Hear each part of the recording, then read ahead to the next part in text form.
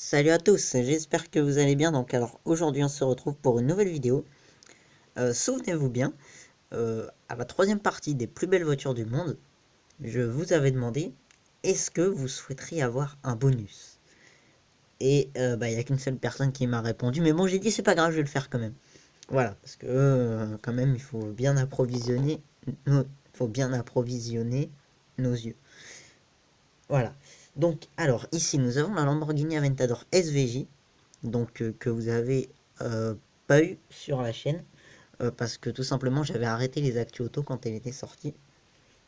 Voilà, donc alors SVJ Super Veloce Rota, c'est de l'italien, donc le J, donc comme on peut le voir sur cette image, est en rouge, voilà, parce que Rota ça veut tout simplement dire rouge. Et on a aussi, donc on y est, les disques de frein, oui, ouais c'est ça, ou les plaquettes. Enfin, je sais pas, moi, tout ce qui est mécanique, je m'en fous, en fait. Voilà, donc, rouge. Alors, ensuite, on va passer à la voiture suivante. Donc, alors, ici, comme c'est la Mercedes 300 SL Pininfarina, donc c'est Pininfarina qui l'a faite, par rapport à une 300 SL de base, je vous montre, c'est quoi la différence. Voilà, donc ça, c'est la 300 SL de base, voilà, et ça, c'est la 300 SEL. Voilà. Donc ça a été fait par Pininfarina. Donc c'est un coupé. Voilà. Qui a été modernisé par rapport à l'ancienne. On voit qu'il y a eu de sévères modifications. Voilà, donc ensuite on va passer au véhicule suivant.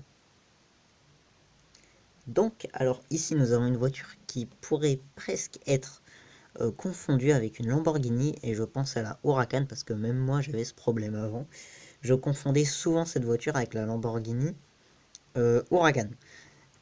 Et en fait, ce n'est pas une Lamborghini, pas du tout. Il s'agit d'une Arinera Husaria. Ne me demandez pas les origines du constructeur, j'ai pas regardé. Mais voilà, donc ouais, c'est proche de Lamborghini. Voilà, de toute façon, vous pouvez même la voir dans le jeu Asphalt. Bon, pas gratuit, hein, mais enfin, vous pouvez la voir. Voilà. Donc ensuite, on va passer au véhicule suivant. Une voiture tout droit sortie de l'espace, parce que je trouve que les formes elles sont un peu cheloues, mais bon. Voilà, je trouve qu'elle est un petit peu trop longue, voilà. Et donc il s'agit de la HDT Playtor LC 750. Voilà. Donc ouais, c'est l'une des américaines. Des américaines, oui, parce qu'il y a je pense à une voiture américaine en fait qui ressemble fortement à celle-ci. Voilà. Et la HTT Playtor, je sais plus si c'est une américaine ou pas.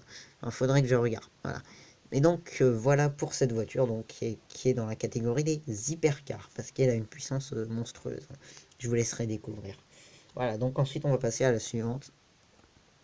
Donc alors ici nous avons la Aston Martin DBS Superleggera, donc de 2018, hein, vous en avez entendu parler sur la chaîne, quand je faisais des actus auto je pense, hein, si je dis pas de bêtises.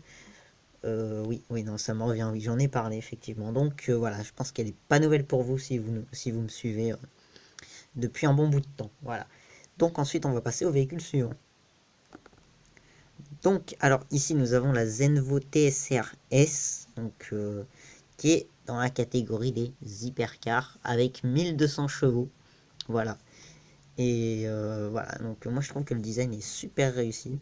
Voilà. On a énormément d'éléments aérodynamiques. Là on a des grands creux là, au niveau des bas de caisse. On a une prise d'air ici. Je ne sais pas si vous la voyez. On a un énorme aileron en carbone. Voilà, bon. Alors clairement, la Zenvo TSR S, c'est une Zenvo TS1. Voilà. Et après est née la TSR S, la TSR GT, enfin voilà, des trucs comme ça. Mais la TSR S est la plus féroce, hein. La TSR GT, elle est pas comme ça. Elle est bleue. Voilà. Elle est bleue avec un petit aileron voilà, qui fait pas tellement peur. Mais c'est toujours une hypercar, hein, avec 1200 chevaux. Ça peut, ouais, ça peut aller facilement à la cheville des Bugatti Veyron, moi je vous le dis. Donc ensuite, on va passer à la suivante. Donc, alors ici nous avons la Ferrari Monza SP2 qu'on a pu apercevoir au salon de l'auto, sauf que moi je l'ai pas vu, j'ai vu que la SP1. La SP1, j'en parlerai prochaine fois, enfin dans une autre vidéo, pas une vidéo des plus belles voitures du monde malheureusement. Bon, faut croire qu'elle est jolie aussi, mais voilà. Mais non, je vais préférer la SP2 parce que déjà elle a deux places, hein. La SP1 elle a qu'une seule place, donc c'est un hommage aux anciennes Ferrari, surtout à la 750 Monza, hein, d'où le nom Monza. Donc voilà, donc bon, je vais pas vous donner des détails sur la SP1, mais voilà. Alors ça, je sais plus, ça développe combien de chevaux, mais voilà. Mais donc en tout cas, ce sont des speedsters. Je vais pas vous montrer la SP1 hein, parce que sinon, voilà, vous l'aurez vu pour la prochaine vidéo, donc ce sera pas marrant. Parce que oui, non, mais c'est une vidéo que je vais pas faire maintenant, ce sera sur des sur des speedsters encore. Voilà. Oui, donc la SP2, alors moi je l'ai pas vu au mondial de l'auto. J'aurais bien aimé vous faire une petite vidéo chez Ferrari au mondial de l'auto, mais bon, j'ai pas pu parce que de 1, tu rentres sous invitation. Bon, j'ai essayé, mais je me suis fait dégager. Enfin, oui, enfin, j'ai demandé gentiment, hein, pas comme la précédente édition. Oui, parce que j'avais un peu forcé. Mais bon. Euh, voilà. Alors, ensuite, ici. Oui, donc je disais la SP2, voilà, donc c'est un speedster, deux places. Et la SP1, une seule place. Alors là, je suis d'accord avec vous. Vous allez vous dire, ouais, c'est pas la plus belle de ta vidéo. C'est vrai, c'est vrai, c'est vrai. Mais moi, je trouve qu'elle est super sympa. Donc, c'est la C63S coupée de 2018, hein, on peut le constater notamment grâce à cette calandre, donc avec des comment dire, enfin cette calandre, hein, voilà, avec cette calandre Mercedes particulière hein, par rapport aux anciennes versions. Alors attendez, je regarde parmi les autres images, ouais, voilà. Donc la calandre, elle était comme ça par rapport, enfin à l'avant restylage, et avec le restylage, elle est devenue comme ça, voilà.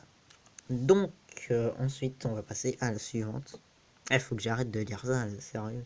Bon. Une muscle car que je trouve vraiment super, c'est la Dodge Charger RT. Voilà, donc avec la petite bande rouge ici. D'ailleurs, j'ai lu dans Forza Horizon 3, j'ai exactement pris le même coloris. Voilà. Sinon, après, c'est comme vous voulez. Vous avez orange avec la petite bande à l'arrière blanche. Vous savez qui fait l'aile arrière, le tronc, enfin le coffre, quoi, si vous voulez, l'autre est l'arrière aussi. Voilà, donc alors dans Fast and Furious, celle-là, elle a joué. Oui, parce qu'il y en avait une qui a été tunée dans Fast and Furious, et ils en ont fait un espèce de gros truc off-road, et après ils sautent d'un avion avec. Enfin voilà. Voilà, et donc c'était à partir de cette voiture. Donc ensuite, ouais, non, j'ai dit que j'arrête de le dire. Donc, alors voici la Corvette C3, pour ceux qui connaissent pas très bien l'histoire des Corvettes, hein. Toutes les Corvettes ont énormément de versions, et donc sont déterminées par des C. C1, C2, C3, C4, C5, C6, C7, et on n'est pas encore arrivé à C8 malheureusement. Mais bon, je sais pas à quoi va ressembler la C8 parce que j'ai vu quelques petits prototypes, bon, qui ne disent pas, enfin voilà, des trucs réalisés sur des sites de design et tout. Et moi ça me plaît pas trop, je préfère encore la C7, mais bon. Voilà, donc ici nous avons la Corvette C3. Dans une vidéo, je vous avais mis la C2. Là, j'ai dit, tiens, je vais mettre la C3. Voilà, donc la C3, la voici. Donc ici, en V8, vous le remarquerez, par, euh, par le kit carrosserie qui est différent. Et la double, comment dire, enfin une couleur spécifique en bas, une couleur spécifique en haut. Vous voyez, délimité à partir du pare-choc. Voilà, c'est à ça qu'on reconnaît les V8 pour cette Corvette C3. Voilà. Donc ensuite, oh, oh là là, mais c'est une manie chez moi, je le dis toujours. Donc ensuite, enfin un donc, voilà, quelque chose comme ça, en véhicule suivant. Donc alors ici nous avons la GTA Spano. Alors je préviens tout de suite les gamers, hein. GTA, pas le jeu, GTA la marque automobile. Peut-être que vous la connaissez pas, je vous comprends, c'est une marque qu'on n'entend pas beaucoup parler, dont on n'entend pas beaucoup parler parce qu'elle est tout simplement non importée, et c'est une marque espagnole. Donc pour moi en Espagne il n'y a que GTA, et bon de toute façon c'est le seul modèle qu'ils ont, et Seat, voilà, c'est tout ce qu'ils ont les Espagnols en matière automobile pour moi. Je sais pas s'il y a d'autres constructeurs, peut-être des artisans, mais peut-être pas des constructeurs. Voilà, donc alors celle-là, elle fait les 800 chevaux. Donc c'est à la hauteur des... On peut l'appeler on peut dire que c'est une hypercar. Donc, alors ici nous avons la Porsche 911 Carrera RS. Donc une très belle voiture, vraiment Porsche. Pas mieux, je pense que tous les collectionneurs s'arrachent ce genre de modèle.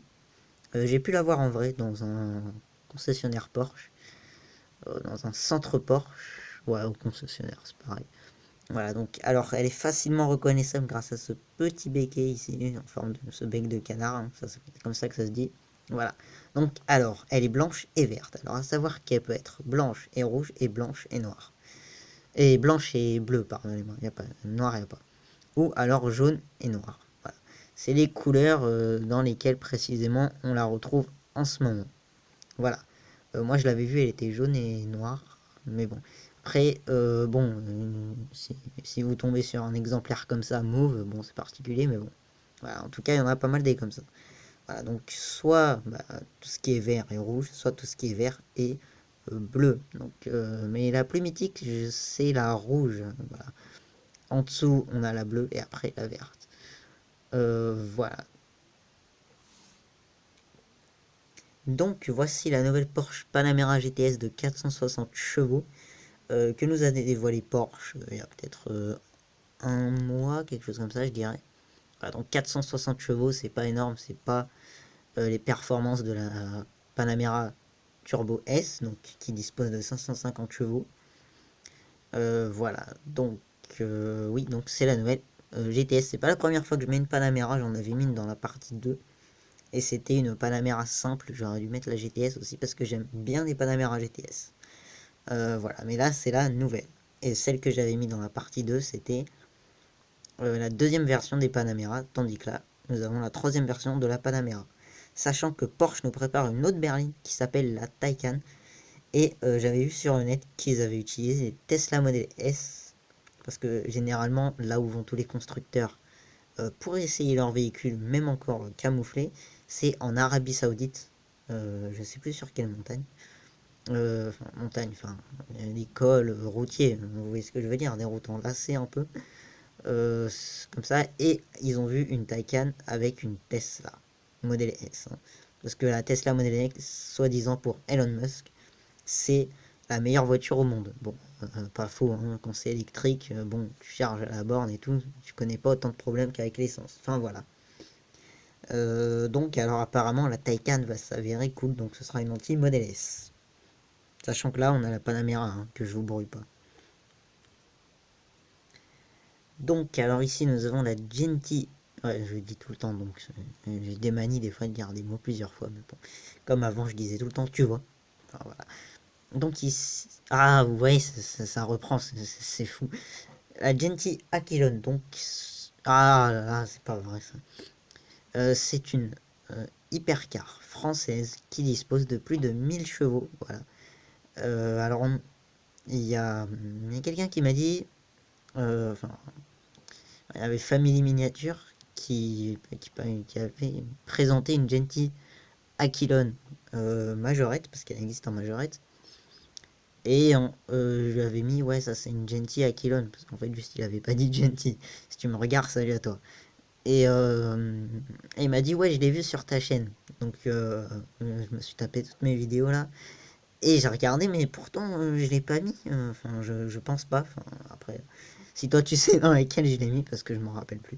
Mais j'ai regardé mes vidéos sur les plus belles voitures du monde, et non, je ne l'ai pas mis la Genty Aquilon. Donc, peut-être sur une actu auto, mais ça m'étonnerait parce que ça fait longtemps qu'elle est sortie la Genty Aquilon. Donc, voilà. Puis, c'est un peu typé prototype, la Genty Aquilon. Enfin, voilà. Bref, ça dispose de plus de 1000 chevaux, ça je l'avais dit. Et je ne sais pas comment on fait pour se la procurer. Voilà. Et puis cette marque n'apparaît jamais au catalogue. Enfin, mais quand vous prenez un magazine sport auto ou un truc, enfin moi j'ai jamais vu la Genty Aquilon dans un catalogue comme ça. Pourtant j'ai eu le 2012, j'ai eu le 2016, j'ai eu le 2017, bon 2013, 2014, 2015 je les ai zappés parce que j'avais connu quelques petits problèmes. Mais bon voilà. Donc ensuite on va passer... bah non, en fait on va se quitter, je vais laisser le reste pour une prochaine fois. Donc j'espère que la vidéo vous a plu, n'hésitez pas à liker, à vous abonner si ce n'est pas déjà le cas, à mettre un commentaire, hein, faut pas oublier, comme ça m'assure, ok, lui il est passé. Voilà, comme ça je serai content. Voilà, j'aime bien avoir des commentaires. Et puis voilà, donc on se retrouvera pour une prochaine vidéo et j'espère que cette petite vidéo vous a fait plaisir. Allez, salut!